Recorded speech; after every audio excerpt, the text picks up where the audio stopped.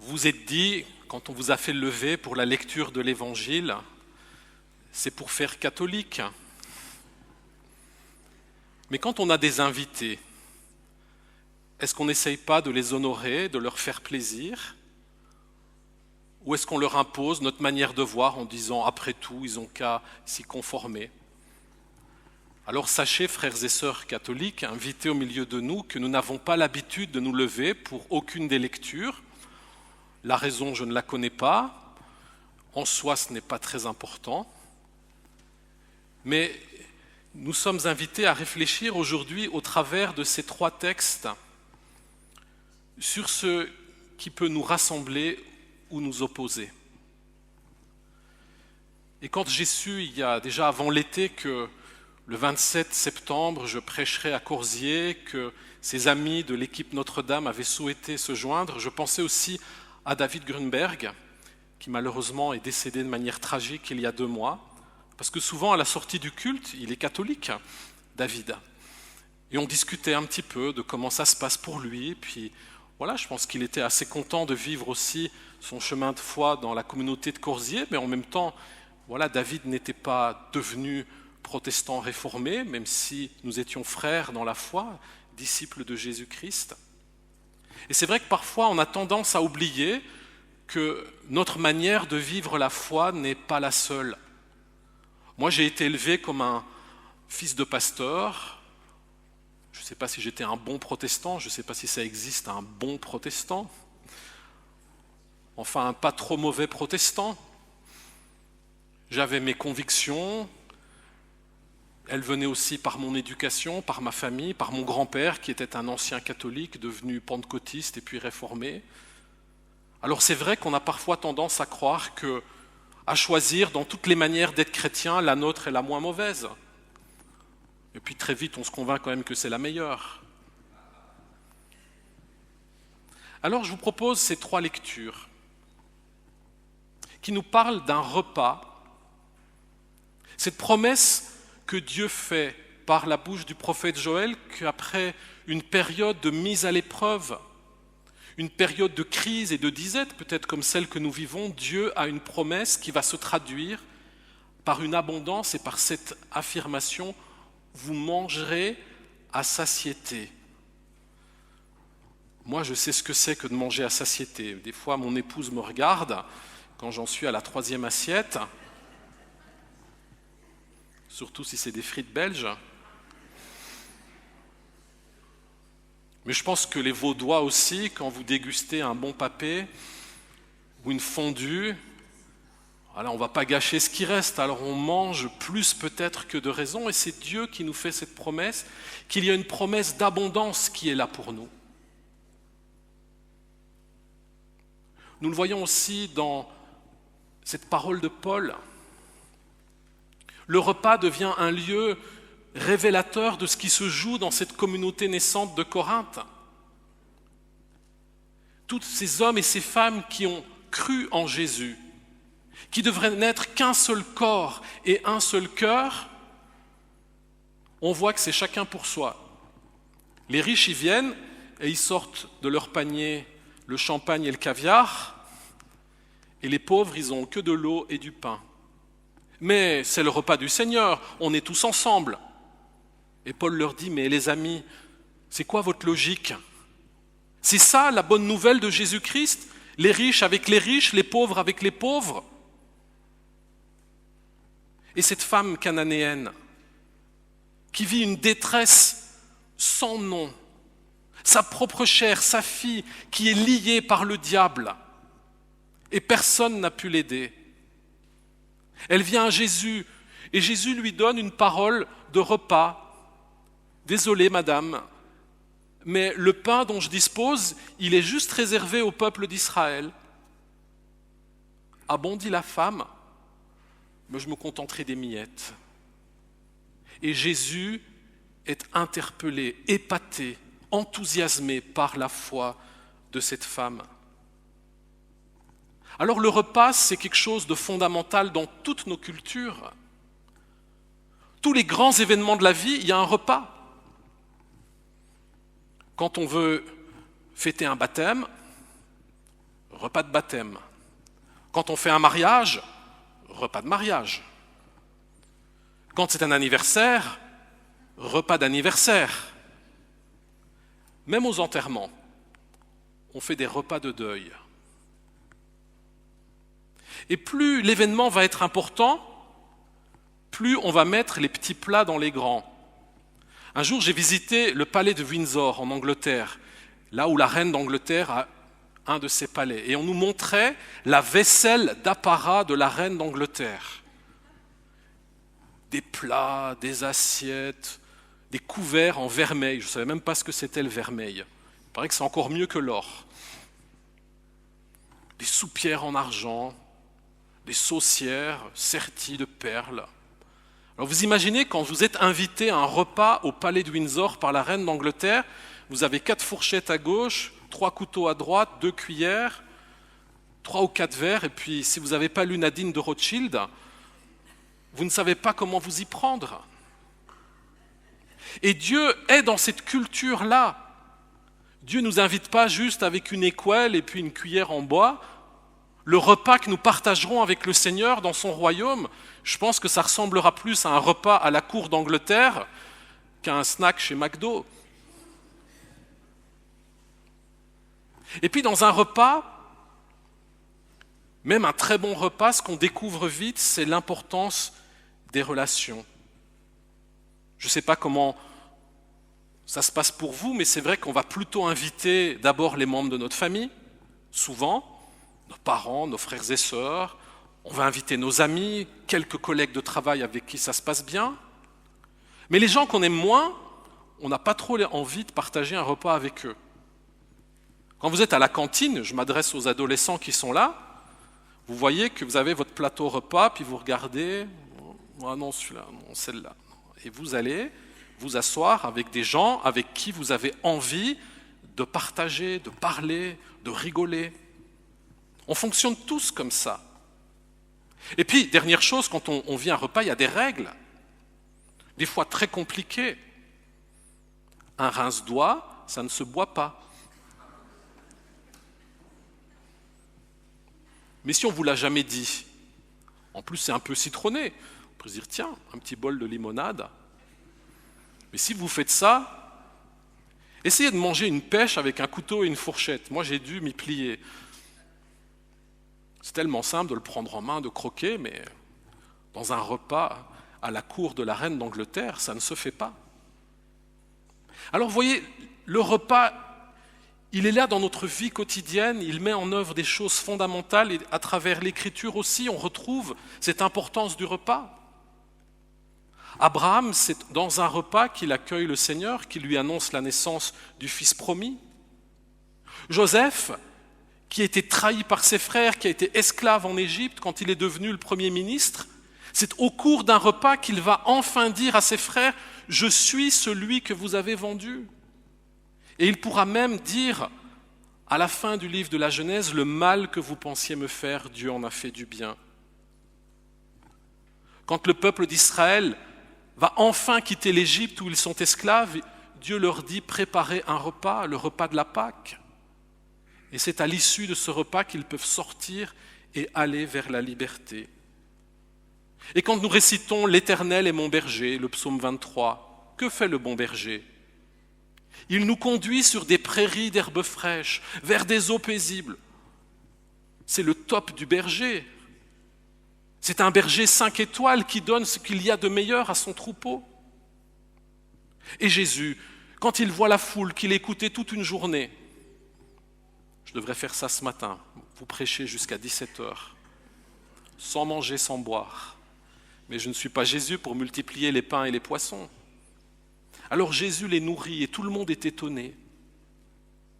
Et même après sa résurrection, quand il va retrouver ses disciples au bord du lac de Galilée, Jésus a préparé le barbecue. Poisson grillé, galettes de pain cuites sur la pierre. Rien qu'à l'odeur, on a envie d'y être. Alors nous voyons que le repas, pour toutes nos sociétés, pour la Bible, ce n'est pas juste quelque chose qu'on casse comme ça en 10 minutes parce qu'il faut bien s'alimenter. C'est un moment important, c'est quelque chose où peuvent se jouer des éléments décisifs de notre vie.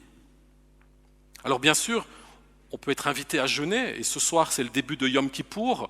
Les communautés juives vont jeûner pendant 24 heures. Dimanche dernier c'était le jeûne, en tout cas pour les Suisses. Je ne sais pas qui parmi vous a jeûné, moi je n'ai pas jeûné. Mais c'est vrai que le jeûne c'est l'exception et que la règle c'est de partager un bon repas.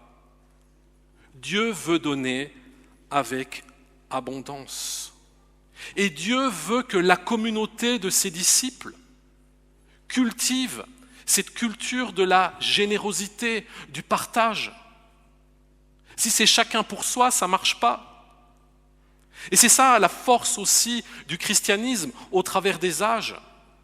C'est que par l'action de Dieu en nous, ce réflexe du chacun pour soi, Dieu le change dans un réflexe de partage et de mise en commun. Relisez le début du livre des Actes. Et pourtant, malgré toutes ces belles choses que je suis en train de vous dire sur le repas, sur l'importance du partage, la réalité, qui est aussi la nôtre, c'est que la table et le repas, c'est un lieu d'exclusion. Un lieu où on se construit dans des identités fermées.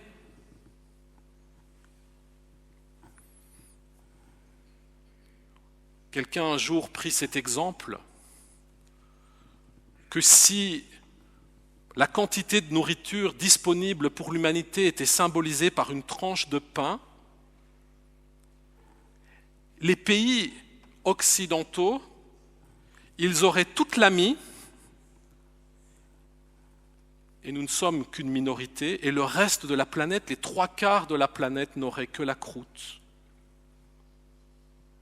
Avez-vous déjà été dans un pays du Sud où il n'y a pas de Migros avec des rayons bien remplis? Est-ce que vous savez ce qu'aujourd'hui un enfant du Pakistan ou du Cameroun ou du Chili va manger? Le repas peut être aussi un marqueur d'injustice et d'exclusion. On le voit dans la Bible. Les Égyptiens ne mangeaient pas avec ceux qui n'étaient pas égyptiens. Jésus a cette parole choquante. Le pain dont je dispose, il n'est pas pour toi. Tu es une étrangère. Il dit même, tu es comme une chienne. C'est pire qu'une insulte. Et Paul le dénonce aussi, pas seulement dans ce texte des Corinthiens, mais aussi à propos de Pierre, qui préfère parfois ne plus manger avec les non-juifs à cause de la crainte qu'il a des frères de Jérusalem. Ou quand Pierre a cette vision où Dieu lui dit « mange cette nourriture qui n'est pas cachère » et Pierre dit « jamais de la vie ». Et puis quand il est appelé à aller chez Corneille qui n'est pas juif, Pierre a du mal à entrer et il faut que Dieu le transforme.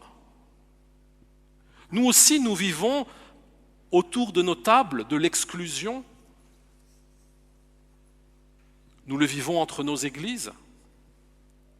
Officiellement, l'Eucharistie catholique n'est pas ouverte, sauf exception, à ceux qui ne sont pas catholiques. Alors nous pourrions nous dire, la table du Seigneur, la Sainte Seine des protestants, elle est ouverte à tous ceux qui confessent le Seigneur, donc les catholiques peuvent venir. Mais un catholique qui veut être fidèle à son Église, il sait que normalement, sauf si l'évêque a donné une autorisation, il ne peut pas le faire. Alors on s'est habitué à ces situations. On se dit que depuis tant de siècles, c'est comme ça. Et puis souvenons-nous que le désaccord n'est pas qu'entre catholiques et protestants. Vous connaissez peut-être le grand réformateur Zwingli, qui était de Zurich. Savez-vous qu'il a disputé avec Luther sur ce sujet de la Sainte Seine? Et qu'ils n'ont pas pu se mettre d'accord entre réformateurs sur ce qui se jouait vraiment à la table du Seigneur. Il a fallu qu'on essaie de rabibocher les choses avec Bucer et avec d'autres qui se sont un peu mêlés en disant « mais quel dommage que dès le départ, dès la première génération de la Réforme, on se dresse les uns contre les autres. »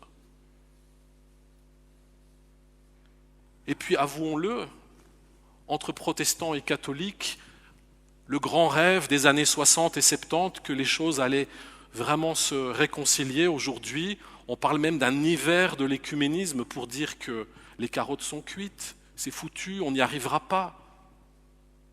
Alors c'est toujours la faute des autres. Mais est-ce que nous devons nous satisfaire de cette réalité d'exclusion et de division? Est-ce que c'est le cœur de Dieu? Est-ce que Dieu, dans son royaume, dressera une table pour les catholiques, une pour les orthodoxes, et puis plusieurs pour les protestants, évangéliques, pentecôtistes, méthodistes? Et puis il ira d'une table à l'autre en disant « Bienvenue dans mon royaume ». Est-ce que c'est ça, votre conviction? Vous n'oseriez pas dire oui. Dieu a un autre projet. Il veut que sa table soit la table de tous ceux qui le reconnaissent comme Père et qui reconnaissent Jésus comme Seigneur. Et la première chose que le Seigneur nous demande, c'est de changer nos idées pour que nos idées changent nos cœurs, ou que nos cœurs changent pour que nos idées changent. Et c'est pour ça qu'il y a ce débat que l'on voit avec les pharisiens à propos de se laver les mains. L'argument des pharisiens, c'est de dire « c'est notre tradition, ça a toujours été comme ça ». Et d'une certaine façon, quand Jésus dialogue avec cette femme cananéenne, il semble se plier à cette vision des choses. Le pain des enfants, c'est-à-dire cette révélation que Dieu a donnée à Israël, elle est d'abord pour Israël, pas pour les non-juifs. Et Jésus, je pense, c'est ce que je disais tout à l'heure en prêchant aussi sur ce texte dans la chapelle des monts, je pense que Jésus, quelque part, espérait la réponse de cette femme. Et donc, volontairement, il adopte ce discours religieux qui n'est en soi pas faux, mais quand il est verrouillé par la tradition, il devient un piège. Oui, Dieu a donné d'abord sa révélation au peuple d'Israël. C'est un fait biblique. Il a appelé Abraham, il a appelé Moïse, il a rassemblé son peuple au pied du Sinaï, il lui a donné sa parole, mais qu'avait dit Dieu à Abraham? En toi, toutes les familles de la terre seront bénies. Et le problème des traditions, c'est qu'elles prennent les vérités de Dieu, mais elles laissent de côté certaines autres choses. Et les pharisiens ont fait cela comme nous pouvons le faire, comme catholiques, comme protestants, comme évangéliques. Sur beaucoup de points, nous visons juste. Notre doctrine est vraie, mais sur d'autres choses, si le Seigneur vraiment venait nous interpeller, il aurait des choses à nous dire. Alors il faut que le travail de l'Esprit soit de changer nos pensées et nos cœurs. Jésus le dit, mon corps pour vous, sans mettre de limite à ce vous. Et puis la deuxième chose qui compte et que nous voyons aussi dans ces textes, c'est ce sursaut de la foi, cette foi qui est là dans le cœur de la Cananéenne, ce sursaut de la foi qui vient de l'action de l'Esprit Saint. Et c'est pour ça que dans cette lecture de Joël, j'ai rajouté aussi ce qui suit. Ce n'est pas simplement vous mangerez à satiété. Dieu n'est pas là pour nous dire je vais mettre simplement une civilisation de l'abondance. Mais tout de suite après, Joël dit je répandrai de mon esprit sur toute chair. Dieu veut nous sortir de nos schémas verrouillés et rigides par une action de son Saint-Esprit. Et c'est exactement ce que cette femme cananéenne va expérimenter. Elle qui ne connaît rien à la Torah, elle qui ne sait de Jésus que ce petit trait de caractère, il guérit les malades et il chasse les démons, ça lui suffit.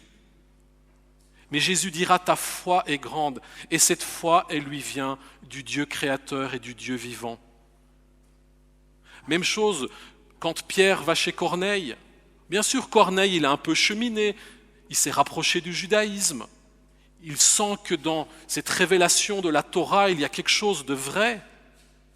Mais c'est quand Pierre voit le Saint-Esprit tomber sur Corneille et sur toute la maison qu'il comprend que quelque chose se joue.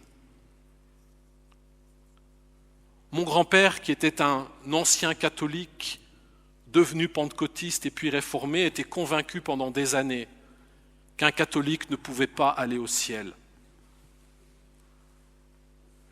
Il savait que les catholiques pensaient la même chose de lui. Et en 1973, à Viviers, en Ardèche, il y a eu un grand rassemblement de chrétiens venus de France et peut-être même de Suisse. C'était le début du renouveau charismatique. On ne savait pas encore trop ce que c'était. On pensait que c'était une nouvelle vague, un peu de mystique qui venait des États-Unis. Et dans ce grand séminaire de Viviers, plusieurs centaines de chrétiens ont vécu une Pentecôte. Et mon grand-père, qui croyait qu'un catholique ne pouvait pas aller au ciel, il a vu des prêtres baptisés du Saint-Esprit. Il a vu des pasteurs réformés étalés par terre, pleurant et adorant le Seigneur. Et qu'est-ce qui s'est passé pour lui? Soit il gardait sa théologie, un catholique ne peut pas être baptisé du Saint-Esprit, soit il dit je change de théologie et je rentre dans l'œuvre de Dieu. Et c'est ce qu'il a fait. Mais sans l'action de l'Esprit Saint, nos schémas théologiques, ecclésiaux, sociaux ne peuvent pas changer. Et c'est aussi le message de ces 3 textes. Et puis dernière chose, une fois que nous acceptons de nous laisser corriger dans nos pensées, réveiller dans notre cœur, quand nous accueillons l'action de l'Esprit Saint, le Seigneur nous fait regarder plus loin. Le but de Dieu, ce n'est pas juste de réconcilier les catholiques et les protestants, ou les orthodoxes et les anglicans, ou les pentecôtistes et les baptistes. Et vous pouvez faire tous les schémas possibles. Le but de Dieu, c'est de préparer son épouse, son Église, sans rides, sans tache. Et ce qui est une vérité certaine, c'est qu'aucune Église n'est l'épouse. L'Église réformée du canton de Vaud n'est pas à elle toute seule l'épouse de Jésus-Christ. L'Église catholique romaine n'est pas à elle toute seule l'épouse de Jésus-Christ. Mais Dieu est à l'œuvre en notre génération. Et c'est pour ça que je voulais qu'on prie pour les enfants. Pour qu'ils soient cette génération qui voit avec ses yeux et qui prie avec son cœur pour que cette réalité de l'épouse, elle soit manifestée. Car si nous ne le voulons pas, Dieu ne le donnera pas. Dieu attend de son Église qu'elle se mette à genoux, qu'elle prie, qu'elle cherche sa face et qu'elle dise « Seigneur, on n'y arrivera pas avec nos petites idées, avec nos petites diplomaties d'Église, mais avec la force de ton esprit, nous pourrons être vraiment ce peuple en communion. » À vue humaine, je ne sais pas si je verrai de mon vivant une vraie Eucharistie sainte seine où nous sommes tous ensemble. J'en ai vécu, mais c'était toujours des expériences ponctuelles, des exceptions qui étaient autorisées dans certains contextes. Mais ce n'est pas parce qu'il y a du doute dans mon cœur que je m'installe dans le doute. Je veux recevoir comme cette Cananéenne, cette foi audacieuse. Pourquoi? Si elle n'avait pas eu cette foi, sa fille n'aurait pas été guérie.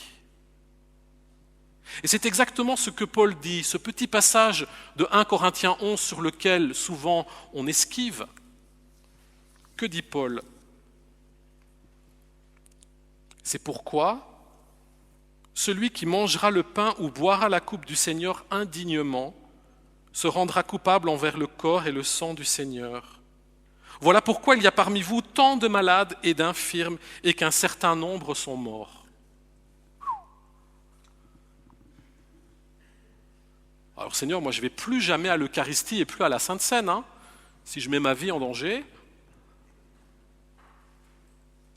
Est-ce que vous connaissez des personnes qui pensent comme ça ? Je scrute vos regards. Non, personne. Tout le monde vient toujours avec foi au repas du Seigneur. Moi, j'ai connu des personnes qui ne communiaient pas parce qu'elles avaient peur. Est-ce que Jésus était simplement, ou est-ce que Paul est en train de nous dire qu'on met sa vie en jeu quand on va communier à l'Eucharistie ou à la Sainte Seine ? Je pense qu'on peut faire une autre lecture. Ce qui est clair, c'est que toutes nos célébrations du repas du Seigneur sont des célébrations indignes. Les catholiques, ils en sont convaincus.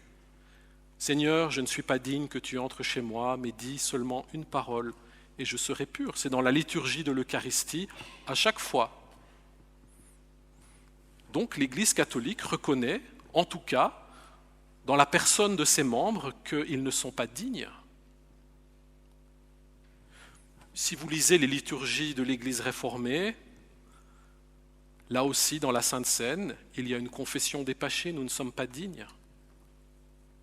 Mais la lecture que nous pouvons faire, c'est que si nos églises sont malades aujourd'hui, si nos grandes églises chrétiennes historiques sont mourantes,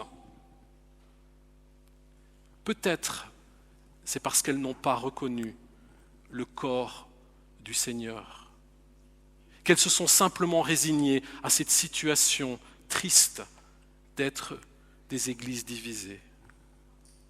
Alors si nous voulons la vie pour nos communautés, si nous voulons la guérison pour nos paroisses, si nous voulons que les membres de nos communautés ne soient pas des gens infirmes, laissons le Seigneur nous travailler sur cette question et prions avec foi et avec espérance qu'il nous donne de vivre cette réconciliation autour de sa table.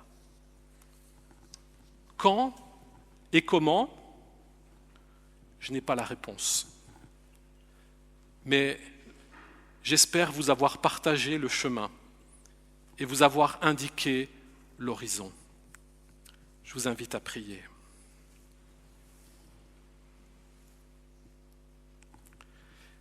Seigneur, tu connais nos cœurs, tu sais que nous voulons être une communauté. Tu sais que nous aspirons à la communion les uns avec les autres. Tu sais que nous refusons cet esprit de division qui est à l'œuvre dans le monde. Seigneur, nous te demandons pardon de ce que cette table sainte où tu nous invites soit jusqu'à aujourd'hui le signe de nos divisions et de nos échecs. Nous te prions, Seigneur, que par les moyens dont toi seul disposes, par l'action de ton esprit, par le changement de nos cœurs et de nos mentalités, tu rendes possible cette communion des uns avec les autres. Cette communion des générations, cette communion des peuples et des cultures, cette communion des riches et des pauvres, des savants et de ceux qui le sont moins, cette communion de tous ceux qui se réclament de toi, Jésus, le Seigneur et le Maître. Alors conduis-nous sur ce chemin, rends-nous prophétiques, et que ta volonté s'accomplisse puisque tu viens bientôt pour la moisson et pour rassembler tous tes enfants. Amen.